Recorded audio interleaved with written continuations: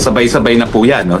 Dahil alam naman natin ang korupsyon ay nangyari sa administrasyon ni Marcos Jr. at alam din natin na si Marcos Jr. ang nanghidnap, no? At nagpadala dito kay Tatay Digong. Alam nyo, masakit doon sa desisyon, parang sinumbatan pa tayo ng ICC na kung walang jurisdiction ang ICC, bakit ang gobyerno nyo nagpadala pa dito kay Tatay Digong? Yan pong napakalaking kasalanan ng Marcos administration. ICC, sinumbatan ang gobyerno ng Pilipinas kung bakit ipinadala ang dating Pangulong Duterte sa The Hague, Netherlands.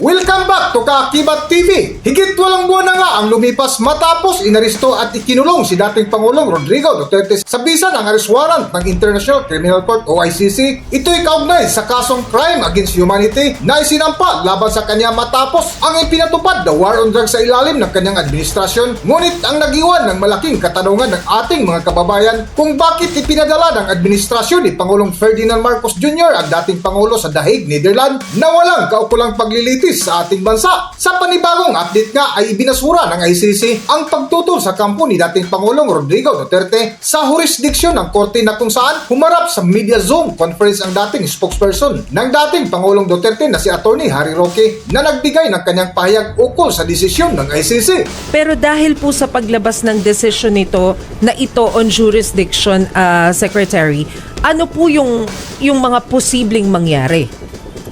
Well, unang-una po, sigurado ako i-appeal yan, no, sa appellate chamber.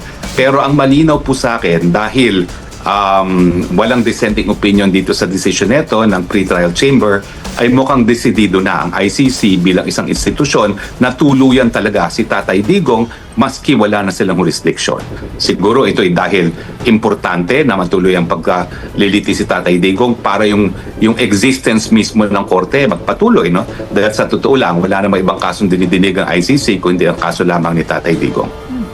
Yes, attorney si Chicky Verhelto. So ang natira na lang na pagdedesisyonan po ng ICC ay kung yung actually based on experts, no, yung tatlong experts na hinahanap po nila ay kung fit for trial si dating Pangulong Rodrigo Duterte. Narinig ko sa isang interview si Attorney Cristina Conti, sabi po niya na kung sakaling found to be unfit for trial, no, ay i-check siya every 120 days yung fitness niya for trial. Every 120 days until when po ito, attorney? Well, obviously, I do not agree with my former student, no, si Attorney Conti, no. Kapag nagkaroon ng desisyon na unfit, tingin ko yan ay magiging permanente. Kasi yung pagiging unfit dahil ikaw ay limot-limot ay hindi naman po nagagamot na yan, no. It can only worsen rather than improve. So sa tingin ko, pag merong declaration na unfit, tuluyan na po yan. Ang problema po, maski merong definition of unfit, ang issue is po pwede bang permanently ma-dismiss ang kaso, no? Kasi nakasaad naman sa Rome Statute, po pwede lang ma-dismiss yan kung yung unfitness ay nangyari at the commission of the crime. Pero sa tingin ko, wala pong balakid para magkaroon ng outright dismissal dahil nakasaad din sa Rome Statute na po pwede naman sila magdesisyon consistent with human rights law and in the interest of justice. Siyempre, kung unfit to stand trial, bakit mo palilitisin? Dapat ma-dismiss na permanently ang kaso. Grabe na po ang delay dito sa process na ito, attorney, no, and probably taking its toll on dating Pangulong Rodrigo Duterte. Kayo po ba, sa tingin po ninyo, ay baka mas okay na lang na just get on with it na lang? Total, si dating Pangulo sabi niya, talaga namang haharapin niya ito Well, ang aking concern po dyan, napakatagal po talaga na paglilitis dito sa ICC. Umaabot po yun ng 10 taon. 80 anyos na po si Tatay Digong. So realistically, alam naman natin ang law of nature, no? So importante na sa lalong mabilis sa panahon ay ma-dismiss yan. Kaya ako, ang binibigyan ko ng halaga ngayon, yung appeal dito sa desisyon na binabasura nga yung ating motion to dismiss on the basis of lack of jurisdiction. Pero dahil may apela pa, pwede pang mag-appeal, Secretary. Ano yung ibig sabihin, hindi pa siya pwedeng mag-push through? We have to wait for the decision for the appeal. Ganun po ba yun? Well, ang decision po ng pre-trial chamber, may jurisdiction sila. So tuloy-tuloy lang ang kanilang paglilitis, no? Hanggang lumabas ang desisyon ng appellate tribunal na nagsasabi na wala ng jurisdiction at po pwede nang ma-dismiss ang kaso. So, ibig po bang sabihin, pwede na ring magdire-diretso yung pagre-release nila ng arrest warrant doon sa ibang sinasabi nilang possible na involved doon sa case po ni former president? Tama po kayo, no? Inaasahan ko mga susunod na hakbang ay yung pag-issue nga ng arrest warrant sa iba pang mga masasakdal. Attorney Harry, meron bang activities kaming i-expect para ma-cover na rin namin sa grupo po ng mga supporters ng dating Pangulo dyan, lalo na after itong mga developments na ito? Well, patuloy po kami, no? May pinaplano po kami, sasabayan po namin yung kilos protesta dyan sa Pilipinas sa 31 na Oktubre.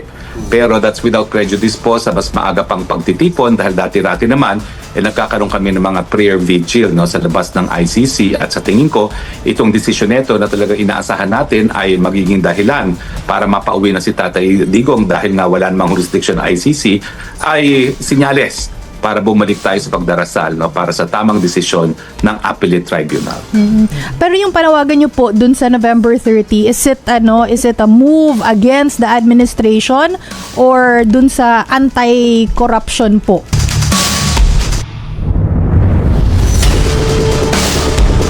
Patuloy nga ng katanungan ng media kay Attorney Harry Roque ay pumasok ang kanilang usapan ukol sa napabalitang na may parating na malalaking rally na gagawin laban sa matinding korupsyon ng ating bansa. Naayon pa ni Harry Roque na sabay-sabay sa kanilang panawagan lalo na ang pagkanulo kay dating Pangulong Duterte na sinumbatan ngayon ng ICC ang gobyerno ng Pilipinas kung bakit ipinadala ni Pangulong Ferdinand Marcos Jr. sa The Hague, Netherlands ang dating Pangulo ng Pilipinas na si Rodrigo Roa Duterte para sa buong kwento. Narito, ating panoorin ang video. Sabay-sabay na po yan, no? Dahil alam naman natin ang korupsyon ay nangyari sa administrasyon ni Marcos Jr. at alam din natin na si Marcos Jr. ang nanghidnap, no? At nagpadala dito kay Tatay Digong. Alam nyo, masakit doon sa desisyon, parang sinumbatan pa tayo ng ICC na kung walang jurisdiction ang ICC, bakit ang gobyerno nyo nagpadala pa dito kay Tatay Digong?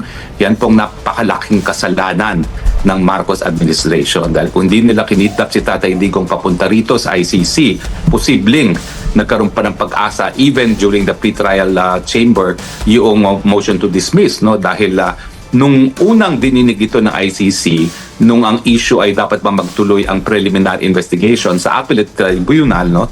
2 sa 5 judges ang nagsabi na wala kang jurisdiction ang hukuman. Pero dahil sa ginawa ni Marcos, mukhang naging unanimous yung mga maestrado na dahil voluntaryong kinidnap at sinurrender ng Marcos administration si Tatay Digong, kinikilala ng Pilipinas ang jurisdiction ng ICC. Okay. Pahabol lang po, last na lang, Secretary. Kasi habang nandyan po sa ICC si former President Duterte, si former Senator Antonio Trillanes nag-file din ng kaso laban sa dating Pangulo. So, paanong mangyayari nun sa kaso niya dito locally, considering na wala naman siya dito, nandyan siya sa The Hague? So, what will happen? Imposible pong umusad yung kaso ni Tatay Digong sa Pilipinas dahil malalabag po ang kanyang karapatan to due process dahil kinakailangan bigyan siya ng notice, no? Siya po ay labas ngayon sa Pilipinas at hindi naman po mabibigyan ng notice. So sa tingin ko po, dapat walang mangyari dyan, pero dahil nga po sa politika hindi ako magtataka kung uusad din yung proseso dun sa kaso na sinumpa ni Trillanes. Pero dapat, legally speaking, because the President is not a resident of the Philippines, he cannot be served with summons. Hanggang dito na lang muna ang ating video at kung nagustuhan nyo, huwag kalimutan mag-subscribe at pindutin nyo na rin ang notification bell para ma-notify kayo sa ating susunod na video. Maraming salamat!